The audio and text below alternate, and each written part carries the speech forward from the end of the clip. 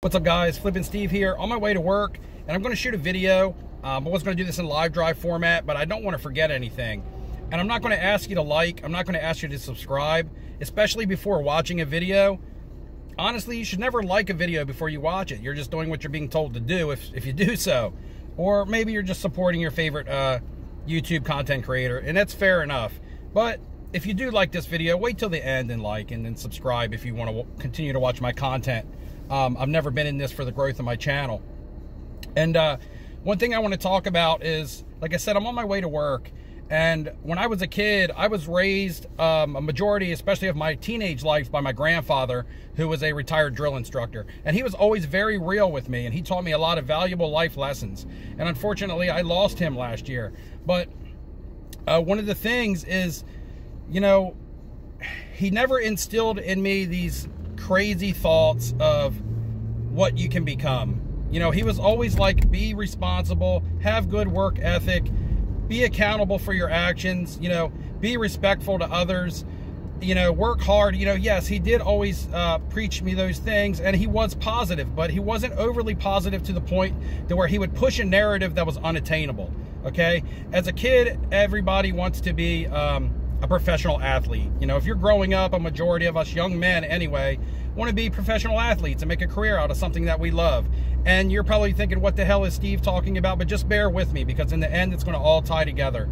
But he, you know, I would be like, pop up, man, I want to be a shortstop, just like Cal Ripken when I grow up. And he would be like, Stevie, that's lofty goals. You know, you got to be realistic. You got to be realistic in life. You got to be realistic in what you want to achieve.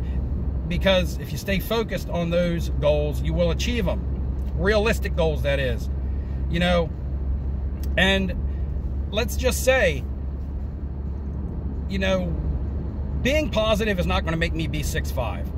Being a positive thinker is not going to help me hit a 100-mile-per-hour fastball. You know, all the coaching in the world and all the positivity in the world is not going to change genetics. That's just the way that it is. If everyone could think positive and be a professional athlete, then there would be no such thing as a professional athlete, all right? We would all be the same. We would all just be athletes on the same level, you know, the same talent. But everybody's put here to do something different. Everybody has a different purpose in life.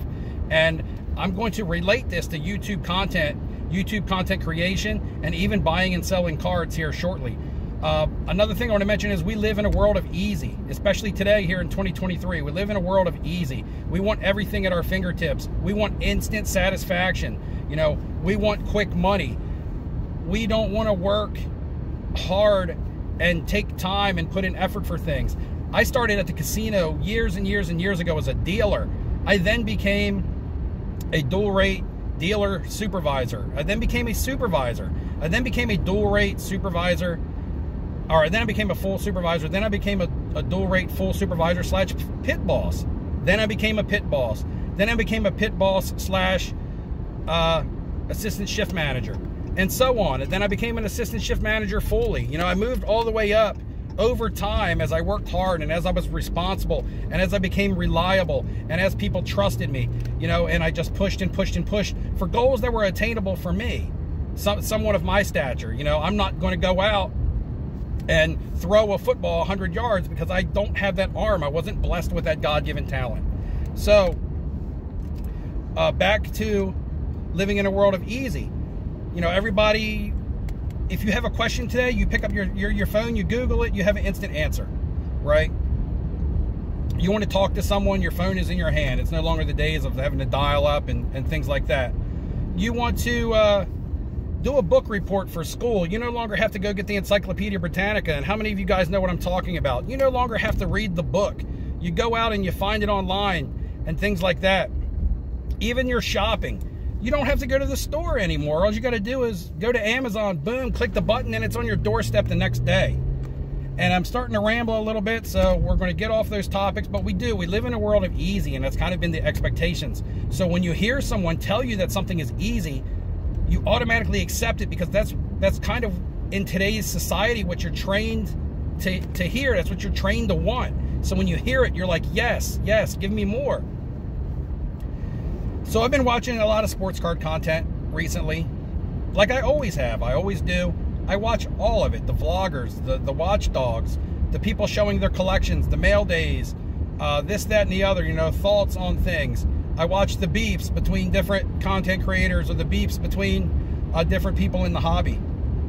I never formulate my opinions, or at least I don't make them known. I never really speak on anybody else's content. I always just focus on me. You guys know with my channel, I'm not about drama. I'm all about just doing the content that I want to put out there. But recently, there's some stuff I just want to speak on because I believe some things are starting to be going too far, and especially when people are trying to divide their content that they watch for entertainment and their content that they watch for educational purposes. I believe what's happening is a lot of content that's being put out there for entertainment, and that's going to be a lot of these show vlogs and things like that, because we all want to live vicariously through the people at these shows, because we can't make it to the shows, or we don't have the kind of money to spend like they do. So it's cool to watch it. It's cool to happen. It's cool to pretend, hey, maybe that's me, or could be me. But anyway, that entertainment, you know, it's not announced as being entertainment. So when those people post that content, they don't say, hey guys, this is for entertainment purposes. I'm out here shooting a vlog and I hope you enjoy it. It's more or less, people take it for what it's worth, and at face value, lots of people are taking it as being educational. And they're believing that they can go out and do a lot of these things that's not necessarily obtainable for someone who's not just living that everyday sports card show life. And also the message that's being sent. And as I've been watching some of these videos recently, I saw one where a YouTube vlogger was talking to a group of kids, and that's great. You always want to talk to the kids in the hobby. However, one of the kids said that they had bought $2,000 worth of cards and sold those cards for like $4,000. And immediately that content creator said, see, this kid's 10 years old and he made $2,000 selling cards just like that. He bought $2,000 in cards, sold them for $4,000. And instantly that was the message that came out. All you got to do is grind. All you got to do is hustle. All you got to do is be positive. And anyone can do this. And that is not true. That is not true. First of all, that content creator should have been responsible enough to not just 100% believe a 10-year-old kid and then spin what that 10-year-old kid said into a message for other kids. All right? This could have been a kid telling a content creator what they wanted to hear because they're a fan. And a lot of times when you are a fan of someone, you want to tell them your success stories. You don't want to tell them things that went bad. You know, you don't want to tell them, oh, I bought $2,000 in cards and lost my ass. You know, because that's not cool. You want to tell them what sounds cool. You want to tell them what's going to make their video, and that's going to make their video. The negative or the losses, and a lot of the times when people don't fare so well, does not make the video. In fact, how many successful deals do you see make the video? And I'm not talking about even selling, like making money. I'm just saying a deal going through. How many times do you see a video where the deal just doesn't happen? Because I've been to lots of card shows. I've had lots of interactions myself. I've watched lots of others. I've hung out with them, vloggers, you know, throughout the entire day because I'm friends with a lot of these people. And I see the deals that fall through. Okay, I see the deals that fall through. The deals are not always successful. And I'm not even talking about making money on the other end. I'm just talking about the deal being completed in the beginning. That's not the stuff that that they show. They want to show the positive stuff because it's for entertainment, guys. And nobody wants to see the downside. Nobody wants to see the wasted time. Nobody wants to see the wasted effort. Nobody wants to see the lost money, because that's not as exciting. That's not entertaining as much as the success stories. All right, and there's nothing wrong with this type of content. There is nothing wrong with it. I watch it for entertainment value, but I don't want the message getting relayed to the wrong people that anybody can do this. And it relates back to what I was telling you about my grandfather telling me about being a professional athlete. Not everyone can go out and make a career, and that's key, a career off of buying and selling cards. You can do a side hustle and you can make yourself some extra income. You know, you guys might say, well, Sports Card Radio does it. They make a lot of money, but they've also made it clear that that's what they do for their side income. Those guys are successful doing other things, and they have a big following. And even as they started becoming successful selling cards recently, they were getting a lot of backlash from viewers who wanted to see their other content. They didn't want to see them flipping low-end cards and making small profits for money. They wanted to backlash them about the platforms and such that they were using to make their money and where they were buying and selling their cards.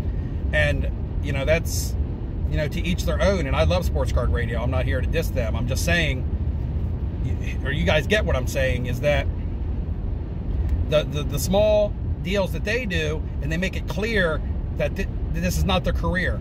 But then you will watch some people who are on vlogs who go from show to show to show to show to show. They don't have a settled home life. A lot of them probably aren't in relationships. They don't have a career. What they do is they buy and they sell cards. For someone myself, I have a career. I'm going to my job right now. I talked about that earlier. I'm beating a dead horse. But anyway, I sold cards from 2020 to 2023, and I made enough money to relocate, to buy a new home, or to at least help me, assist me in buying a new home. But without my career, without my money, paying my bills while I was buying and selling cards, without my job and my wife's job, you know, supporting the family aspect of it, I would not have been able to buy and sell cards to the level that I did. I would have had to use my sports card money that I was profiting on and making to, you know, pay my electric bill, to pay my car insurance, to do things like that. But because I have a career, I'm able to pay those bills with my career money and then use my sports card money as a snowball. Also, the realistic thing is lots of people who have made money in this hobby were buying in 2018, 2019, and they were selling during the peaks. The people who have bought post 2020 or during 2020 and are trying to buy and sell and trying to preach to you that you can make lots of money, it's false. You can't buy a card nowadays for $100 and sell it for $500 next week. It's not happening.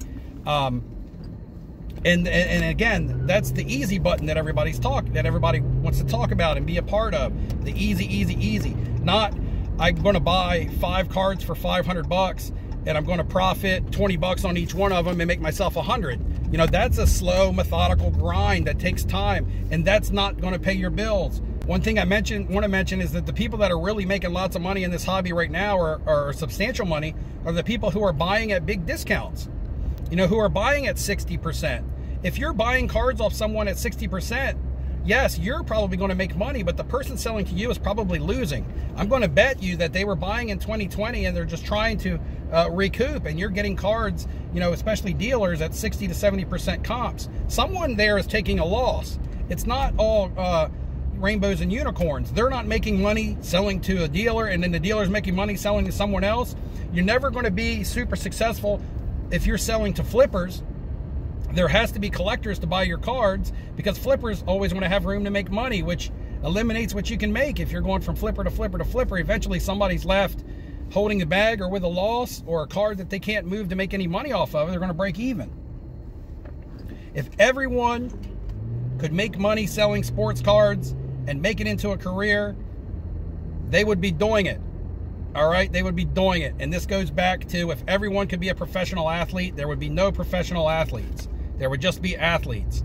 If everyone could be successful and pay all their bills and pay for their house and take care of their kids, buying and selling sports cards, then everyone would be doing it. People that I work with here at the casino would quit their jobs today and go sell sports cards if it was easy. If it was easy.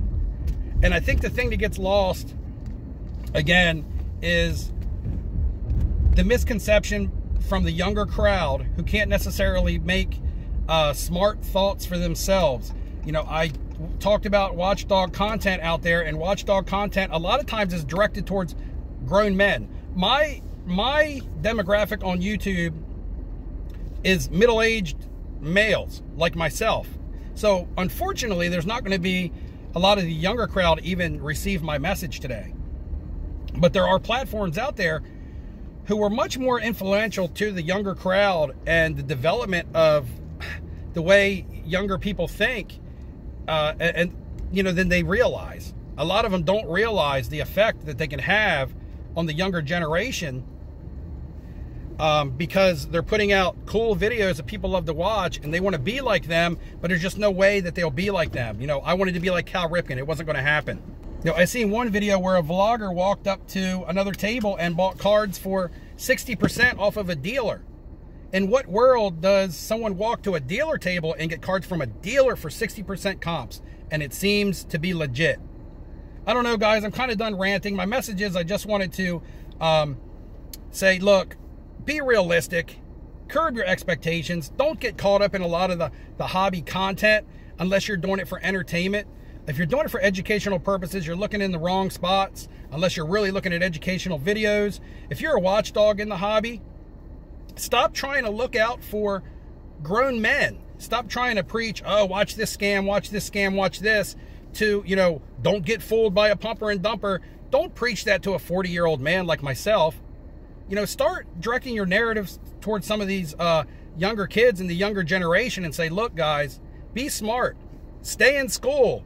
You know, get good grades, respect your elders, listen to your parents, don't do drugs, you know, focus on your athletics and your little league and have fun. That's been lost. You know, enjoy your childhood years and then your career will establish itself. If you take all those things in your work ethic and you put it all together, things will fall into place for you, what you're supposed to do. And stop trying to be someone that you may not be able to be. And please, you adults out there, think. I mean, honestly, as an adult, would I take the word of a 10-year-old and instantly believe it and try to spin it into a message? I don't know. You guys tell me. Maybe I'm just old and stupid. Maybe I'm just grumpy. Maybe you feel like I'm hating. I don't know. That's just my thoughts. I'll talk to you guys later.